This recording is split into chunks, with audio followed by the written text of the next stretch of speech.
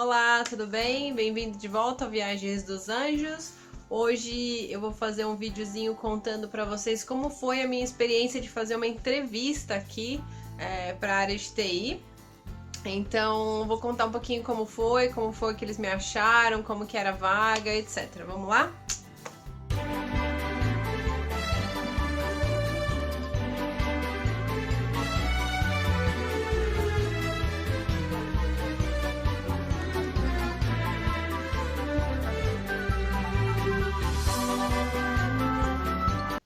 Bom, gente, só para deixar claro, o Ale já teve várias entrevistas aqui, né? Tanto em Melbourne, algumas por telefone, e algumas aqui em Adelaide pessoalmente também.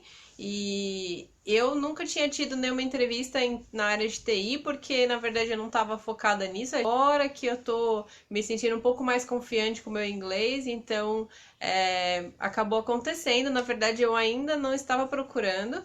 Mas há um tempo atrás, acho que alguns meses atrás, eu arrumei o meu LinkedIn, então fica aí de dica para você, ter o seu LinkedIn todo em inglês. Então eu traduzi tudo, todas as minhas experiências. Bom, então vamos lá, como é que foi? Eu recebi uma mensagem através do LinkedIn mesmo, de um headhunter, e ele perguntou se eu estava só interessada, se eu ainda estava procurando emprego, e que era uma vaga aqui em Adelaide. Olha só que diferente. A vaga era de programador mainframe. Então, ele mandou, não, na verdade ele me mandou o telefone dele para eu ligar. Aí essa é a parte complicada do negócio, né? Porque é, falar no telefone, eles fazem muito isso aqui, então você precisa ter uma confiança no seu inglês para você conseguir falar com a pessoa em inglês, porque ela vai te fazer algumas perguntas e em inglês e é uma entrevista, porque eles fazem várias perguntas por telefone, sempre é uma ligação bem longa, e aí a partir daí eles vão ver se eles vão marcar uma entrevista com você ou não. E aí foi isso, eu liguei pra ele, então ele falou bem devagar comigo, assim, bem claramente, e eu consegui entender tudo, responder tudo bonitinho. E aí ele perguntou as perguntas básicas que eles fazem por telefone. Primeiro, onde você mora, só para confirmar que eu tava em Adelaide, e a vaga era em Adelaide, falei que sim. Aí ele perguntou se eu tava trabalhando, eu falei que eu tava trabalhando. Aí ele perguntou quanto tempo eu teria que dar de notice, que é o aviso para eu sair do meu trabalho para eu começar a trabalhar nessa vaga. Sempre a pergunta-chave é o visto, né? Então ele sempre pergunta que tipo de visto você tem, se te permite trabalhar ou não. Aí essa é a hora da verdade para mim, porque eu tenho visto de estudante e o visto de estudante permite trabalhar part-time, e essas vagas na área de tecnologia, ou a maioria das vagas nas áreas mais skill, né, que seriam as profissões com mais qualificação, é muito difícil ter part-time, mais comum ser full-time. Aí ele perguntou um pouquinho da minha experiência, quantos anos eu tinha de experiência e quais as linguagens que eu conhecia. Aí essa outra parte meio tricky, né, que é na hora de você falar o nome, porque a gente fala todas as coisas, mesmo que a gente trabalhe em tecnologia, as linguagens que a gente fala, elas são em inglês aportuguesado, né? Então, por exemplo, a gente fala o COBOL é COBOL Language, né? Então, beleza. Mas aí, por exemplo, a gente fala o SIX, eu trabalho com SIX, porque a gente lê as siglas no Brasil, né? Mas aqui é KICS ou CICS, então você tem que falar. Ou DB2 fala DB2, mas a gente fala DB2 no Brasil. Essas coisas. Então, na verdade, é legal você, além de você ter o currículo em inglês, você conseguir passar as informações que você tem nele, né? Eu sei que é básico, tá, gente? Tá? Fala assim, quem não sabe isso e tal. Enfim, tô falando o que eu gostaria de escutar. Aí, que mais? Aí ele perguntou essas informações pra mim, da minha experiência e tal. Ele fez isso, ele perguntou se eu poderia mandar pra ele meu currículo. Ele perguntou do meu passaporte, se eu poderia mandar uma cópia do meu passaporte, porque eu acho que mesmo assim eles dão uma conferida no seu visto, tá? E aí eu mandei pro e-mail dele. E aí ele me mandou uma descrição da vaga. Ele perguntou também quanto que eu gostaria de ganhar. Aí vamos lá para essa informação, né? É legal você saber como está o mercado na sua área quando você começar a aplicar para as vagas, porque é muito difícil ter o salário lá na vaga. Eles sempre perguntam o quanto você gostaria de ganhar, e eles geralmente perguntam isso por ano.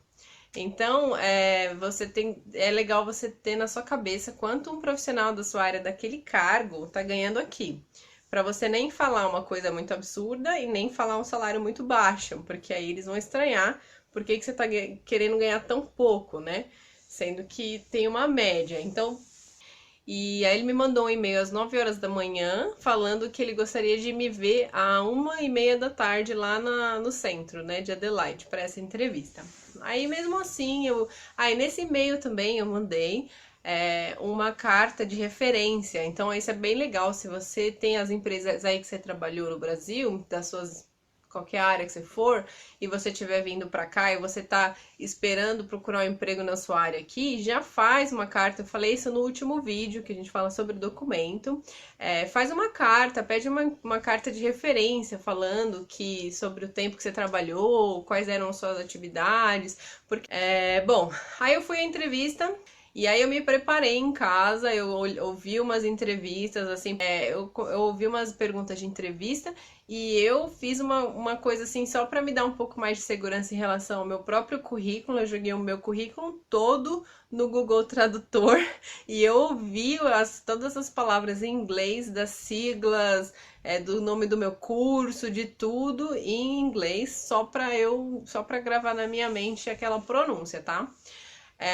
Bom, assim, eu me preparei porque eu tinha tempo, então eu fiz tudo isso assim, porque era a minha primeira entrevista e eu gostaria de ter uma boa experiência. Eu fui para a entrevista para a experiência mesmo. Eu vou explicar por quê. Ele falou que o cliente era a Fujitsu, que ela até tem essa empresa no Brasil também.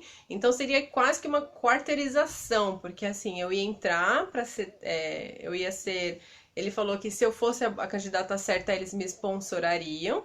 Então eu seria sponsorada pelo Fujitsu, que se você não sabe o que é sponsor, tem um vídeo aqui explicando. Eles teriam que pagar o meu visto de trabalho, porque eu só tenho visto de estudante.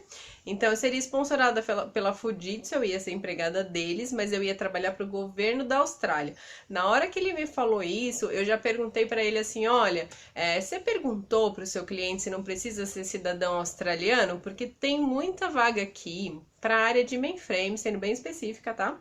A área de mainframe, de tecnologia em mainframe, em COBOL, em DB2, SIX, IMS, essa área que é de plataforma alta, ela é uma área aqui que a maioria dos clientes, quem precisa disso, quem trabalha com isso é o governo da Austrália. E eles têm, eu já expliquei em outros vídeos aqui, mas só dando um adendo, que eles têm um Clearance Baseline. O que é isso? É um certificado de segurança que a pessoa que vai trabalhar com essas informações ela tem que ter para ela cuidar de informações top secret, super confidenciais. E esse certificado de segurança só ele é dado para os cidadãos australianos. Então, algumas vagas que a gente vê, ele está escrito lá, Only Citizen, Australian Citizen. Então, só para o cidadão. Nem adianta me inscrever, nem adianta eu mandar meu currículo. Isso foi um dos baques que a gente teve quando a gente chegou aqui, porque eu não busquei essa informação no Brasil, então a gente não sabia. Existem sim vagas que não têm essa solicitação, algumas seguradoras, algumas outras empresas menores, mas a quantidade massiva assim de vagas para mainframes são para o governo e aí tem esse problema. Então eu já perguntei para ele no telefone se o cliente dele sabia que eu não era cidadã australiana, eu não era nem residente permanente ainda, então não adianta você ser residente permanente nesse caso, você tem que ser cidadão. Então, eu falei isso pra ele, que mesmo que ele me sponsorasse, eu não poderia ter o Clearance Baseline. Aí ele falou que ele ia ligar pro cliente e perguntar isso primeiro, antes de marcar a entrevista. E aí ele falou pra mim que ele tinha feito isso. Bom, voltando. Aí eu mandei, eu cheguei lá com meia hora de antecedência e do jeito que eu falei pra vocês, ele me atendeu numa salinha lá. E aí que ele tava, eu levei outro currículo impresso, só just in case, né? E levei meu passaporte também comigo se ele precisasse. Aí ele não pediu nada, ele tava com meu currículo e aí ele fez algumas perguntas a mais sobre o que eu fiz em cada um daqueles lugares. Primeiro ele perguntou quanto tempo eu tava na Austrália, geralmente eles perguntam bastante isso, quanto tempo eu tava aqui, o que eu fazia, o que meu marido fazia, se eu vim sozinha, se eu vim com família. Eu expliquei o que eu fazia, por que eu decidi vir para Adelaide, aí eu falei que o custo de vida aqui é menor, que o meu curso era mais barato também, e aí a gente decidiu optar por isso para ter uma vida um pouco mais sossegada, confortável e tal. e que a gente gostava, assim, do estilo de vida aqui, né? Que é uma cidade bem calma, mas tem umas praias bem bonitas e tal. Perguntou em cada um dos projetos que eu trabalhei no Brasil o que eu fazia. Aí eu expliquei o que eu fazia, para quem era o Bradesco, que eu já tinha trabalhado no Bradesco. Aí no final da entrevista, ele me perguntou coisas do tipo que eu achava que era a minha fraqueza, o que eu achava que era a minha maior não é força, o que eu achava que era um ponto forte na minha personalidade. Aí eu falei que aí ele perguntou se eu gostava de trabalhar em time ou se eu gostava de trabalhar sozinha. Ele pediu uma outra coisa. No final da entrevista, ele falou assim: Érica, você tem como fazer o mesmo currículo, mas essas informações todas que eu detalhei para ele de cada experiência, ele gostaria que eu colocasse no meu currículo. Meu currículo estava bem chuto, porque quando a gente chegou aqui, eles falaram que os australianos gostam de bater o olho e ver tudo que você fez, assim, não ter toda aquela informação. Então a gente deu uma resumida no resumê. Então a gente deu uma boa enxugada. E aí foi isso. Ele falou assim: então você faz isso, eu vou passar para eles, e aí assim que eu tiver uma resposta, alguma posição em relação à vaga, eu te falo.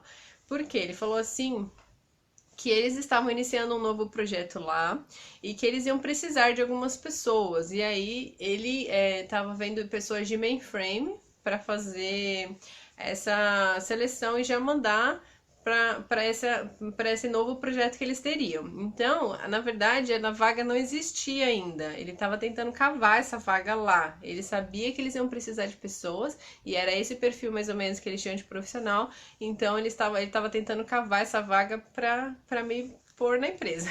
Mas essa semana chegou a resposta de que essa vaga que não estava aberta ainda vai demorar. Ele falou assim que pode ser 1 mês, 2 meses, 3 meses, mas que a gente já está com o processo prontinho e que assim que eles abrirem a vaga de mainframe, ele vai mandar o nosso currículo. Então, assim, tá lá congelado, sabe? Ele não falou que a gente. Teoricamente, eu passei no processo todo, que foi essa parte de pré-seleção, entrevista com essa agência, mas na verdade eu acho que ainda teria uma outra entrevista com o próprio cliente para depois ver se eu me encaixo para essa vaga ou não, e aí sim começar o processo de sponsor. Como a gente já chegou longe em vários processos, o Ale e até agora eu também, a gente não cria expectativa, sabe? A gente continua aí, né, com os nossos planos e esses em paralelo. Se rolar, né, ótimo. Se não rolar, a gente tá fazendo um outro aqui meio de campo, né? Então é isso, gente. Queria contar pra vocês como foi. Se a gente souber de alguma novidade, se acontecer, lógico que a gente vai contar aqui como foi, mas assim, é só contando como foi o processo. Se acontecer com você, de como que acontece aqui na Austrália. Não é nada muito diferente do Brasil, já aconteceu da gente fazer exatamente o mesmo processo lá. O que muda é questões de visto e tal, e algumas coisas podem mudar, é o processo desse sponsor para você poder trabalhar, e enfim, as perguntas que eles fazem a maioria é a mesma coisa, né? Mas é isso. Bom, espero que vocês tenham gostado. Se vocês tiverem alguma dúvida das coisas todas que eu falei aqui, que é muita informação, pode deixar aí nos comentários, tá? E vamos lá, quando acontecer alguma coisa aí diferente, a gente conta aí pra vocês, tá bom? Curte o vídeo, se inscreve no canal, não perde, que sempre a gente tem novidades, coisas importantes pra vocês, tá? Tchau!